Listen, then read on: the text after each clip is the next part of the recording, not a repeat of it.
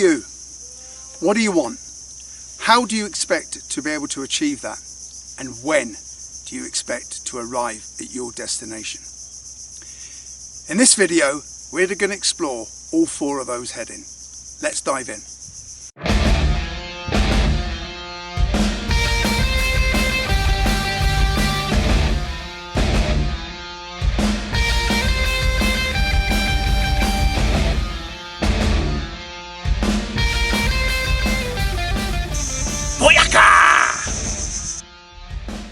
Hi guys, welcome back. Al Grant here, founder of Creating Wealth Together, and I'm bringing this video from the Philippines. Okay, so I'm currently traveling Southeast Asia, currently in the Philippines, and I make a slight apology for the background, maybe in some of the videos, maybe a bit dark, but it's just the setting. I'm not running around here with a green screen with lighting. Everything's natural, everything's raw, and that is just the way I roll. Okay, so I asked you 4 questions then. Was it 4? Was it 3? I can't remember. It must be the sun. Okay, so the first question then is, who are you? Okay, who are you? Now, have you ever stopped to think who you actually are? You know, quite a while back, a few years ago, I used to pose this question to people that I was interviewing for a job. Okay, so I would say to people as the opening question, who are you? Now, you'll be surprised to know that the majority of people will open the answer to the question with, I am so and so, I was, or I was, I have, or whatever, in past context. Okay, so like I said, I'm from a military background, and all too often when you ask this question to people, they say I was. Okay, I was this rank, I was this person, or whatever. And that's not through any fault of people themselves. That's probably because you've never been asked the question before. Who are you? You've never stopped to actually consider and think who you are and what you actually stand for. Okay, now if you own your company, or own a company, or you're the CEO, or you've got a title, then generally that's something that we lean on. If you're the author of a book, then maybe you introduce yourself to, hi, I am such and such, I am the author of whatever. Okay, because when somebody asks you, and it's quite direct, I must admit, and you've probably not had the question asked to you before in such a direct manner, let alone with somebody pointing the finger at you saying, who are you? Right? Maybe they're just trying to flex their muscles, maybe they're trying to show their position of authority, but you should take it as your one chance, if you like, to be able to get your message across to these people. Okay, so again, with your pen and paper, your pencil, or whatever you've got there to write with, okay, write down, who am I? Now, when I go through these videos, if I say you, okay, or you could, in any of the statements that I'm asking the question, remember, we're inclusive here. Okay, I'm asking, I'm involving you, we're developing together. I don't have all the answers, but we, nor do you, but we collectively could come up with certainly some solutions to some problems. Okay, so here's one for you. Nobody likes the finger being pointed at them. You could. Okay, so when I say you, I mean we, me, I've been in the same boat, am in the same boat in certain situations, I, or whatever. Okay, whatever those small little words, they can be quite hurtful towards people. Okay, so when people point the finger and go, you are an arsehole, okay, that can be quite hurtful. But if you say you could, that could also be quite hurtful, because somebody telling you what to do, and nobody likes to be told what to do, me especially. But here's something, so we get along just on the same path here. Just for a minute, just stop and think about owning that statement. So if I said to you, you could, just stop there, let it go in and say, I could, or we could, you know, if you're sitting there with your partner or whatever. So allow the message to go in, and don't be too hasty about coming back and say, who are you talking to, or whatever like that. Okay, do you get my meaning? So it's about owning part of the conversation. Okay, so who are you becomes who am I. All right, now ask yourself that question. You hear it a lot of times when people say, go and look in the mirror. The person you see is the person you are, but that person you see in the mirror isn't necessarily the person you're going to be constantly for the rest of your life, okay? But if you understand who you are now in this present moment, that will help for you to be able to create this person that you want to become maybe later on down the line. I don't know, maybe you're absolutely in love with the person you are at the moment, okay? But I would hazard a guess that a lot of people are not happy with who they are at the moment, but a lot of people actually don't know who they are, okay? So who are you? Write it down and really go to town on it, really pull it apart, really sort of think, who am I? Yeah, I'm a good person, I'm a bad person, I'm a great mum, I'm a shit dad, I'm a great father, I'm a, where's your values in this? If you don't live your life by a set of values and standards, then that could be the problem, okay? And certainly in the group, we talk about values and standards. We will be talking about values and standards, and I'll give you access to a free download, okay? To a collection of words that you could maybe pick 10 of these people and say, look, that is exactly who I am. I live, I am honest, I've got the utmost integrity, I'm selfless, I'm truthful, or loads of words that you could be. You could have 10 of those people, those words, and that's who you are. You're this person, and nobody will ever be able to take that away from you. If you're an honest, truthful person, and then somebody asks you to join them to go and rob a bank, then that goes against your values. It's not something that you're going to go and do, okay? So that's that. So first question then, who are you? Now you could be anything, right? And go to town on this. Be really proud of making that statement of who you are, I'm Al Grant, I'm the co-founder of Creating Wealth Together. I'm Al Grant, I'm the co-founder of blah, blah, blah, blah, blah, all my other products and services and stuff that I do. Okay, so who are you? The second question then is, what do you want? Now, when people say, I help people, I hear a lot of people then go into the rant of telling people what they need to do. Now, I already made the opening statement in video 1 saying that I firmly believe that you cannot help anybody, all right? Now, that was quite a profound statement, because there's a huge industry out there of people who are coaches and mentors that actually help people. They say they help people. Well, I'm going against the grain and say that's bullshit, because you cannot help anybody. You can only help people help themselves, okay? So the strap line below Creating Wealth Together is helping others help themselves, because that is all you can do. But first you need to get the buy-in. So when you've got your client or your people that you're trying to help, the set of questions maybe that you want to ask these people is trying to establish where they are, who they are, and what it is that they want. Because if somebody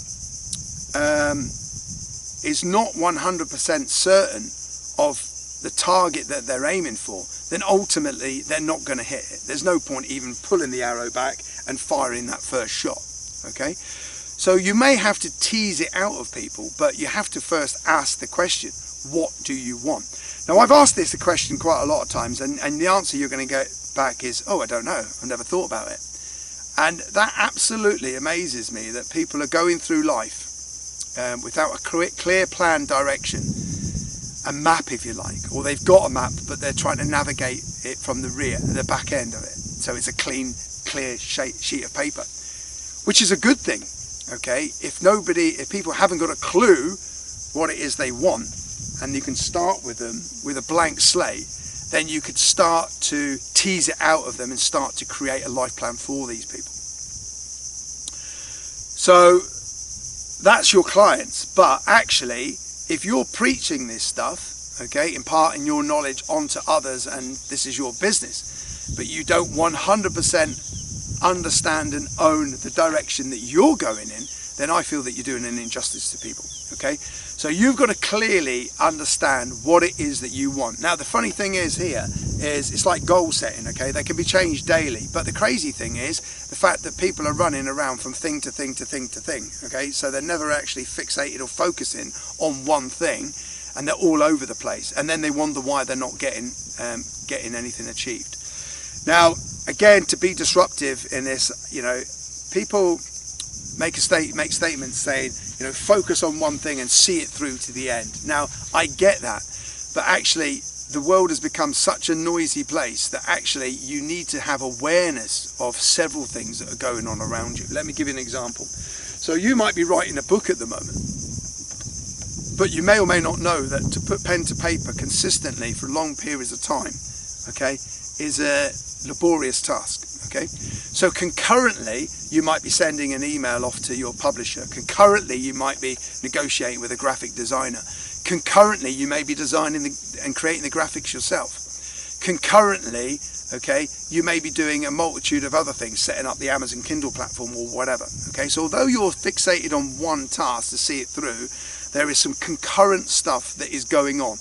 And I know when you zone in, zone down, zone two, the actual task in hand, you can only be doing one thing at a time. So I'm now going to write a chapter of my book, and I'm not going to stop till I put the full stop at the end of the last sentence of this chapter. So that's one thing. Okay, that critical objective is just the one thing that you're doing at the moment. But the mind wanders. Okay, or I'll just check social media, or I'll just see what's what, and we can quite easily be distracted. Okay, so that's the slight disruption in, you're focused on one thing, but you've got awareness that there's a lot of things going on. You are the wearer of many hats in whatever you're doing, whether you've even started a business or whether you've yet to start a business or get yourself established as an online and your presence online. Okay, we understand that it's complex, right? And because it's complex, you need to be in control of everything that you're doing. Okay, again, the old pen and paper. You don't need technology here. Pen and paper.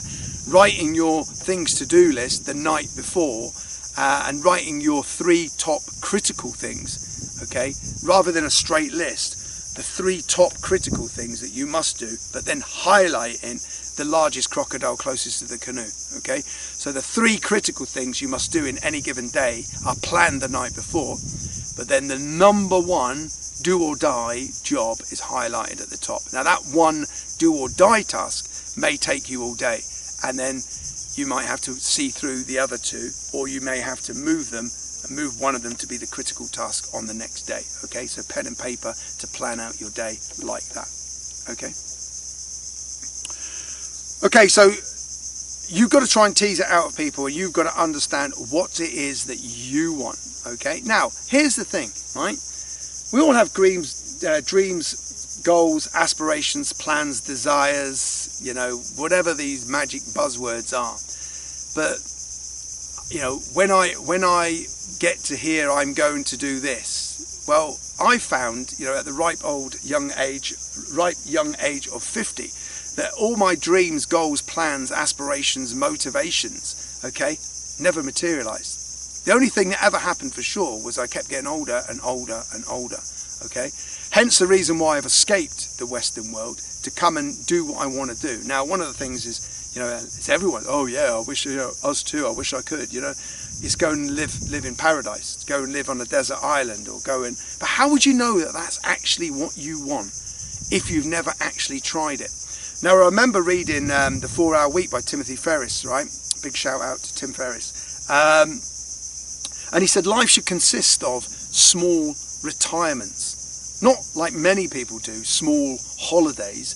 Small retirements are chunks of time, like 3 months to 6 months, living your life in different situations, scenarios and countries, to see if you actually like it, to actually see if that's where you would like to end up. Now, this is my first time here in the Philippines, and it's definitely somewhere I'd love to live, but I want to get around the other 6,500, 7,000 islands to see which is the best, along with the other, whatever it is, 12,000+ islands in Indonesia and whatever. So, wrap it up into this travel thing, and then you're only going to go out there and explore and see where you will want to end up. But if you're sitting in your comfort zone now at the moment, back home in your house, you know, happy, 2 weeks, you know, exchanging all your time for 2 weeks holiday a year, and one of these people that likes to exchange 2 days at the weekend for 5 days during the week, then it's something that you need to factor into your what do you want plan, if you like. Okay. Most people will never achieve this because they allow the how to get in the way. And one of the biggest secrets I ever learned was to never ever talk about the how. Okay, because although it's maybe right side woo woo, it's true. All right, don't worry about the how, just do it. Okay, and it will all work out. Okay, because whatever's planned for you is planned for you. It's been planned for you. Okay, you know, if you worry about the how, you'll never ever do it. Now hopefully there's a few people listening to me in this video that will go, fuck it, I'm out of here, I'm going to pack a bag and I'm just going to go. There'll be one or two, there'll be people that do it. There's people planning on going backpacking and traveling, and they're actually doing their first part of this pursuit of finding out what it is that they want. It isn't, and not necessarily, what you're doing and where you are at this moment. You are happy at, and you can sustain that for the rest of your life. So unless you become a chain breaker, unless you break that pattern and move away and go off on a tangent, or whichever way you want to look at it, okay, you'll never know. Okay, you'll never know, and you'll just fall into statistically becoming an I wanted to, I wish I had type person. And here is the big message: it is never too late. Never too late. Okay. Whatever age you are listening to me, the young, middle-aged, older than me, just do something. Just go and do it, and then report back in the group that you took some decisive action, and you know, and you've never been happier. Most of the shit stuff that we carry around with us are materialistic stuff. I know when I got rid of all my stuff, the house, the car, all the stuff, put everything away, give it all away, okay, I've never been more free than what I am now at the moment. Okay, and my rule of life now is, if it won't fit in my grave, then I'm not really interested in it. Okay, I'm not interested. You can't take it with you. Okay, so just put that in your mind to think about. Okay, so who are you? What do you want? Okay, and if you're working with clients, then you tease this out of them. You know, what do you want? Okay, what are your interests? What are your passions? What are your desires? What are you currently doing with your spare time at the moment? Is this something you could see yourself doing for the rest of your life? Is this, you know, a hobby of yours that you're going to pursue? Are you making money from that hobby? Do you know how to make money from that hobby? Is it an intention to create an income generating business from your hobby or your passion? And that's how you would kind of work along with the cat. Because you can't, as a life coach, and again, this is another statement that's wormed its way. I don't believe you can be a life coach. You cannot coach somebody completely end to end in their life, especially without their input. They've got to have input. And this is an area that, you know, oh yeah, I'm a life coach. I deal with mental health issues. I deal with relationship issues. I deal with money. I deal with, you know, diet and fitness, nutrition. Really? Well, you're watering yourself down. You've got to niche down and be specific and be more specific in what it is that you're actually coaching. Because if you're just aware of all the hats and you're just doing a bit of everything, then the chances are you're not doing something, you know, really well. Okay, where you could just focus on one thing and then do that really well and serve your clients and customers really, really well. Okay, so what do you want? I said my opening statement is, I don't believe that anyone can make this choice for you. This is something you're going to have to go away, whether it's take yourself away from the noise, whether it's go and spend a couple of nights under canvas or down on the beach or sit with a pen and paper or just away from everything and just try and work out what it is that you want. Once you get that first thing, then of course it can be changed. You know, and life deals with some you know, tricky potholes and bends and other obstacles along our journey. Okay, where we have to have that ability and that intelligence to be able to solve a problem, or any given problem, with a chosen solution. And 9 times out of 10, that chosen solution comes from where your knowledge is. where you are right now, where you're getting your knowledge from, how to deal with that. Okay, so the next question then is, and how do you intend achieving that? Now, you might be happy, typical average type person, which is exactly, what majority of us are. If we're all humble enough, we're just the normal run-of-the-mill type people. We may have a message that we want to get out there, we want to serve people, and you might be going around this, do you know what that is? Yep, that's a vicious circle. The vicious circle of life, which is just the normal 9 to 5, the hamster wheel rotation, okay?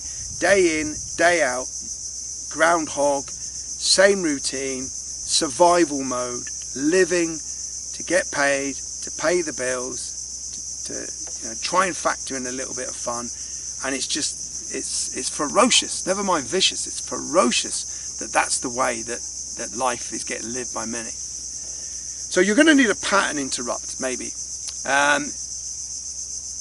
Like I said before, you can have anything, but you can't have everything, okay? Especially not immediately. So you may need to make sacrifices, okay? So if it's 3 holidays a year, but you actually really want to buy a condo in Thailand, then you might have to cut down to 2 holidays a year. If it's, you want the trappings of life, bigger house, bigger car, you may need to go and enhance your skill set in order to be able to go and get a better high paid job if that's where you currently are at the moment. Maybe you need to do some research and understand the true wealth and riches of anybody that's trodden the path before us is to get away from the job, to get away from the working for other people, and actually to make that break and go it alone. Now, we know that for those people that read Rich Dad Poor Dad and any of other Robert Kiyosaki's book, he comes up with a cash flow quadrant, which is basically, and I'll put it up here on the video, the E standing for employment, which is, the majority of people. Oh yeah, but it pays the bills. Yeah, but it doesn't create happiness. Oh, but I love my job. Of course you do. Okay, you love your job until the job doesn't love you. Okay, you are loyal, great and honest until the company doesn't become loyal, honest and great and keep its word to you. See, the world's going through some amazing fast changes at the moment, and nobody's safe. And I think Robert Kiyosaki mentioned it as well. If you're not building your ark right now, today, then there is a big shitstorm coming, okay? And like at the time of making this video, only 1 week previous, Thomas Cook, one of the biggest airlines or tour operators, established for over 178 years, has also, has just made itself, it's just folded. Thousands of people stranded on holiday, hundreds of thousands of employees without a job now. And likewise with businesses that you hear every day now in the news and media, high street businesses that have failed to adapt. So you'll never know what has been or is planned for you unless you sit on the board of directors. Because the board of directors, the directors of that company that you work for, have already got your future in the hands and are already planning what they're doing with you. Now, maybe not directly you, but as a conglomerate, as a company of employees, whether they're downsizing, whether they're streamlining, whether they're innovating, whatever they're doing, they're already decided on that for you. Now, that's quite frightening to be having to live your life, having to rely on somebody else. And we're going to go into some other things further down the line with different videos. So, how are you going to achieve that? Now, the reason being is if you want the trappings of the rich, if you're going to want to become wealthy, then ultimately it lies with you. Now, the majority of people become wealthy and rich because of one thing and one thing only. Do you know what it is? No, maybe you do. That is about decision. People decided they wanted to become wealthy. They wanted to become rich. They wanted to be in charge of their own destiny. They wanted to steer their own ship. They decided. It's nothing more than decision. That's it. So all of this, the rich this and the rich that, and then the rich should pay more taxes, what a load of crap. Okay? because the rich own companies. Them companies employ people. Those people work, those people get paid, those people put food on their table. So why would you want, and why do you want to cripple the rich? Okay, I don't honestly get it. I seriously don't get the mindset thinking of why people want to annihilate the rich. The best thing you can do today is decide to become better and decide to become rich and wealthy. Because when you become rich and wealthy, okay, which is, you know, my dream, my aspiration is to be better than what I am and further on in my journey than what I am, in order to be able to serve and help other people. The more money you've got, the more choices you've got, the more you can decide what you're doing with that money. Okay, whether you're charitable, whether you're helping other people, whether you're investing into other businesses. So the E being the employed, and you're probably never going to reach or hit the target if you're reliant on that job. I mean, at the end of the day, do the test. Walk away right now. Walk away right now. Pack a bag, jump on a plane, okay, and see how long you can go away, see how long the money will last, and see how long that job, that company will keep your place of employment, your seat at your desk open to you. Okay, in my opinion, probably not very long. Okay, all right. So when you decide to make that decision, then great things start to happen. Okay, you'll find yourself a purpose. You'll find yourself a reason to want to get up, get moving, get learning new skills, proper life, modern day skills, which we're going to talk about again in another video down the line. So then you've got the self-employed. So you've got the E at the top, the employed, then you've got the self-employed, the S, okay, on the diagram, okay, which is self-employed, which means you haven't yet, you don't own a company, right? You don't own a corporation, you don't own a legal entity. You're self-employed, and like the employed at the top, you pay the most taxes. You may get a couple of tax breaks, but ultimately, okay, the problem with being self-employed is in the title, self. If you don't turn up for work, you do not get paid, okay? If you have a couple of people working for you, all right, then depending on which country you're from, where you listen to me, and you've got employees and you're self-employed, then the chances are you maybe, okay, got the wrong corporation set up, okay? Actually, you need to be more incorporated as a company, limited company in the UK, corporations, US or whatever, okay, LLCs or whatever. But you need to seek professional advice on your setup structure. But as self-employed, you're still reliant on getting up in the morning, going out and doing the job in order for you to be paid. Okay, so over to the right-hand side then. So you've got business, and in my opinion, you know, you are already in business. You are in business and have been, okay, for so long with you. You're already in business. Even though you might have a job or you'd be self-employed, if that's taken away from you, the business of you has to resolve and sort this problem out, okay? So you're already in business, and business is where you get the more freedom, the more flexibility, the more creative. But I want to add a caveat to that, because there's far too many people searching for this freedom, this happiness, this lifestyle, but they're creating these big businesses. Yes, money and cash flow is coming, but they don't have freedom businesses. So I'm not interested in big businesses. I'm interested in people creating freedom businesses, multiple income streams, okay, cash flow coming in, okay, legal, correct, setting up entity, paying your taxes, doing what you want to do, paying yourself, okay, and being able to live the life that I believe that you so rightly deserve, okay. And of course, the more money you generate, the I down the bottom there means investments, okay. So you have that flexibility and you have the money to be able to invest it, okay, into your assets.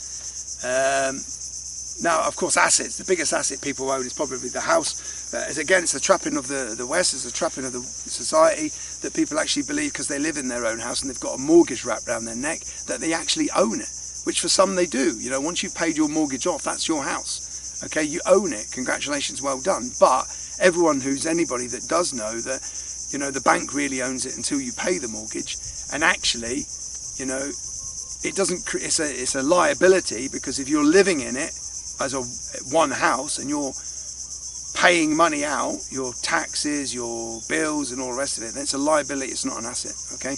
Again, that's another separate video. There's plenty of videos on YouTube about that, and there's a lot more professional and knowledgeable people on that subject than I am. But you need to go and do the legwork to explore that. Okay. Okay. So then so that is who are you? What do you want? How? When do you? I mentioned how you intend to achieve it, but I contradict myself slightly by saying we should never worry about the how. But I'm talking about your plan, your intention of achieving that. You know, not generally step by step how. Okay, and then the final question is when. Okay, because if we leave it open-ended, okay, then we're constantly changing it. 5 years, chasing it. 5 years has gone by. 10 years has gone by, and we're never any closer to what it is we're trying to establish ourselves as. Okay, so when you're setting goals and you say, you know, I will achieve this by, you know, this date. Be specific. Okay, be accountable for what it is that you're trying to do. Okay. So quite a lot covered there, a little bit deep and a little bit, you know, food for thought. Like I said, I don't have all the answers, nor do you, but we do collectively. Your thoughts on this and wherever you are on your journey will be able to add a little bit more meat to the bones.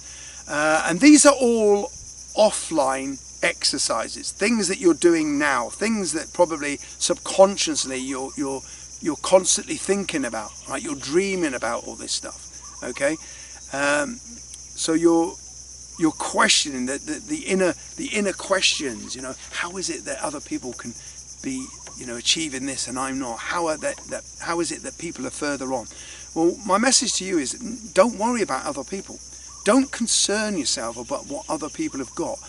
You know, there's so much noise on the internet. There's so much hype. There's so much marketing going on that the majority of it is just pure BS. Yeah, you've got young 18-year-old life coaches. Now, I'm not knocking you if you're listening to this, but like I've said, if you're an 18-year-old life coach, then I would suggest you drill down a little bit deeper, because you've got a lot of living to do before people are going to 100% believe you that you're a life coach. Now, what you might actually mean is you're actually a life coach, but you're actually a social media development coach, or you're something like that, and that's how you need to present yourself. Okay. Okay, we'll leave it at that. Like I said, I've been Al Grant, founder of Creating Wealth Together. Subscribe to the button below if you have enjoyed the content. Give us a thumbs up. If not, whatever, troll, hater, whatever you would like to be known as, feel free to put a comment at the bottom. Dive over into the Facebook group, introduce yourself, get a video up there, introduce yourself. You know, let's get over this hurdle of video. And I'm going to speak to you real soon. Take care.